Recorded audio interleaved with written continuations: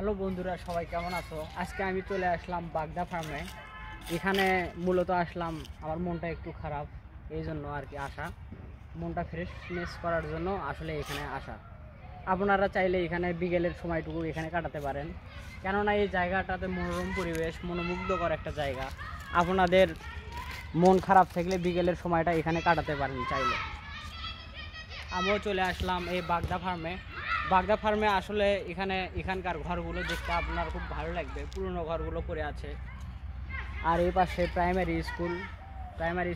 স্কুলের ছেলেপেলে এখন খেলা করতেছিল, দেখে আমার বেশ ভালোই লাগছিল। এই সময়টা আমার ভালোই কাটবে মনে হয়। দেখি আর কিছু আপনাদের সাথে ছবি শেয়ার করব, অবশ্যই আপনারা পাশে থাকবেন, সাথেই থাকবেন। আপনাদের দেখাচ্ছি এই বাগদা ফার্ম কতটা সুন্দর। আমাদের বাম পাশে যে একটা মেহগনির বাগানটা দেখতে বেশ সুন্দর লাগছিল। আর ডান সাইডে দেখতেছেন কিছু পুরনো ঘর, এগুলো আসলে দেখতে অনেক ভালো লাগছিল। যে কথাটা বলছিলাম যে আমার এই হাতের বাম পাশে দেখতে পাচ্ছেন একটু পুকুরের পাড় দেখতে অনেক সুন্দর লাগতেছে।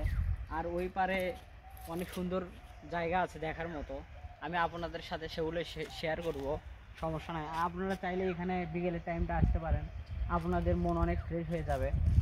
এখানকার ভিউটা আসলে অসাধারণ সুন্দর।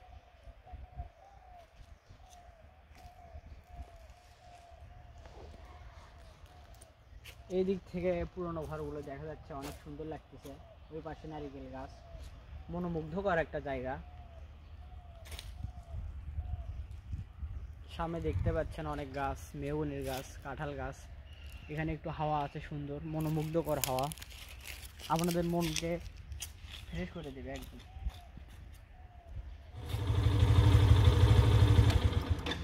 বন্ধুরা, আজকে আমার ছুটির দিন ছিল, তাই আমি চলে আসলাম এই বাগদা ফার্মে ঘুরতে।